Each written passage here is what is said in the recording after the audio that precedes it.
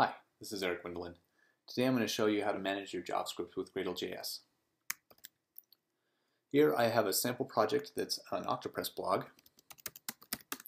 There's the directory structure. We have some JavaScript in source JavaScript. Go ahead and list that out for you. What we want to do today is go ahead and optimize all of that JavaScript. Now, one of the first things that you'll want to do is reduce the number of HTTP requests. That's why we want to have a build. So first, let's go ahead and initialize a build.gradle file. And in here, I'm going to paste a little bit of boilerplate code that basically pulls down Gradle JS Plugin from Maven Central and then applies it. Now, the Gradle JS plugin has a few built-in tasks that will be listed out. First time you run something with additional dependencies, it's going to go ahead and pull them down. So you can see here that we have combine.js, and that's what we're going to use to combine all of our JavaScript. So we'll go ahead and configure it. We'll just say that define our JS source directory as source JavaScript, and we'll configure combine.js task that's already defined for you with a source, everything in JS source, and we're going to combine it to a file called all.js.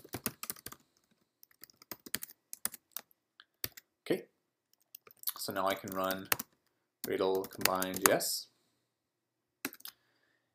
and it went ahead and combined all of our JavaScript into one file. So if I list the contents of our build directory, there's an all.js file with 132K file there.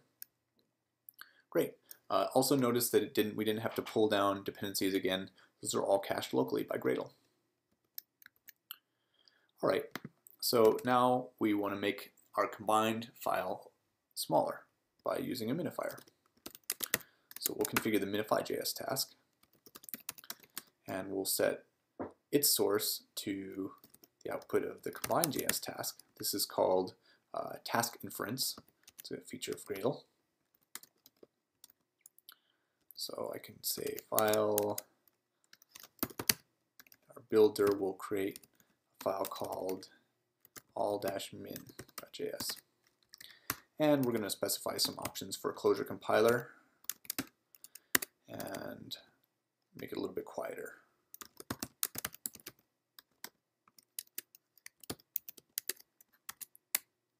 All right, we can run Gradle minify.js. And notice that combine.js was up to date, which means that Gradle actually knew that the JavaScript files haven't changed. So it didn't need to combine files again, it just had to run the minifier.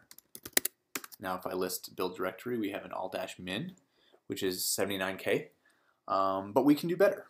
We can go ahead and gzip the file as well. And just for this, there's a gzip.js task. You can kind of see a pattern here. The input is minify.js, and the output is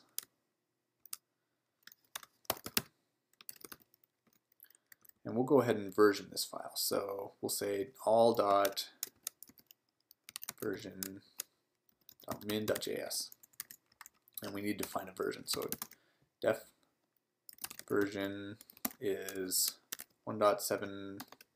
You can make it whatever you want. You could make it dynamic, but just for this case, I'm just going to set it statically for you.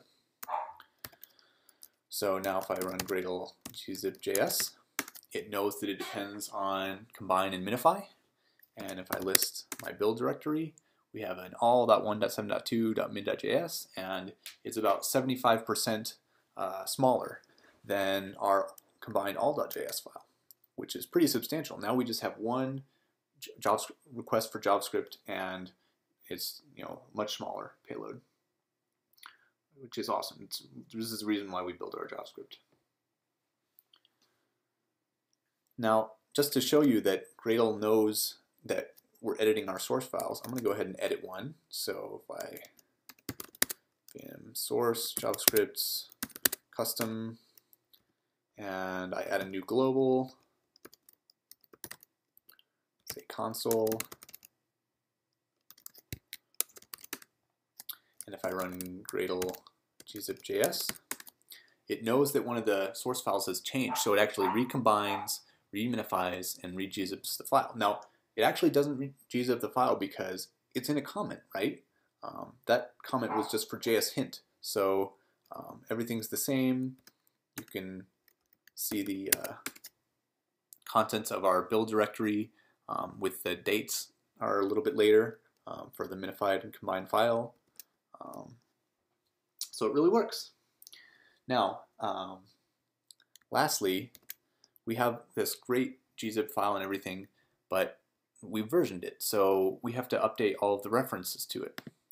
Now, if you'll allow me, I'm going to go ahead and copy a little task that I wrote that is some Groovy that'll go through and search our files and update references. So I just happen to know that the only reference is in this custom afterfooter.html file. For you, I'm sure it'll be different. You could have it search the whole project, but I know that the only reference is in here. So I have this task I've defined. It depends on gzip.js. So if I run Gradle update includes, it's going to go ahead and run those three tasks. Only it didn't because it knows that the sources haven't changed. And if we go ahead and cat the source includes custom afterfooter.html file, we can see that our new version is 1.7.2. Awesome. So now we're actually, getting somewhere. We're starting to get this in a deployable state.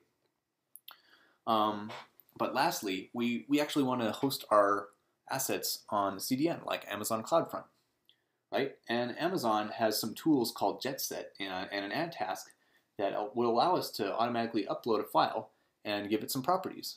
But we're in Gradle, so what are we going to do? Well, it turns out that Gradle can use tasks from Ant. So here's another task that I wrote.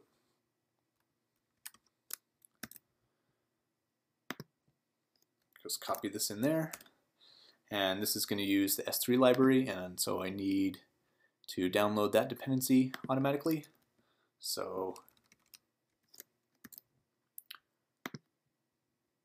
we'll go ahead and define some more dependencies at the top. This is going to go to download version 0.8.1 of JetSet right here. All right, so what else am I missing? Okay. We're going to go ahead and define a variable for the output file. All right.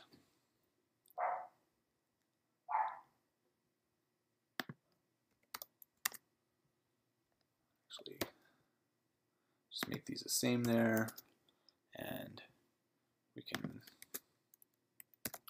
move this variable up.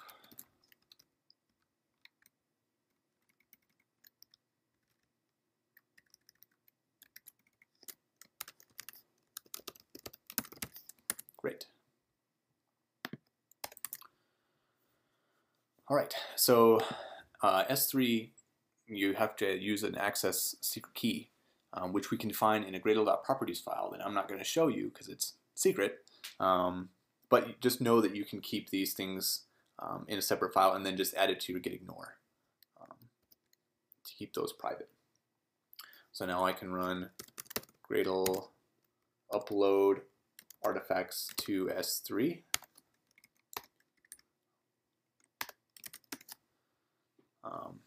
Gradle allows you to use this short syntax, and you see that it's actually downloading some more dependencies automatically for us. Great. So we uploaded to our Amazon CloudFront instance.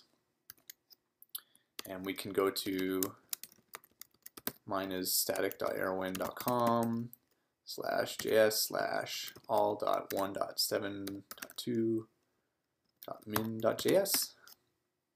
And there's our combined minified gzip file on a CDN that automatically, the reference was updated in our HTML. So now we have a sweet build.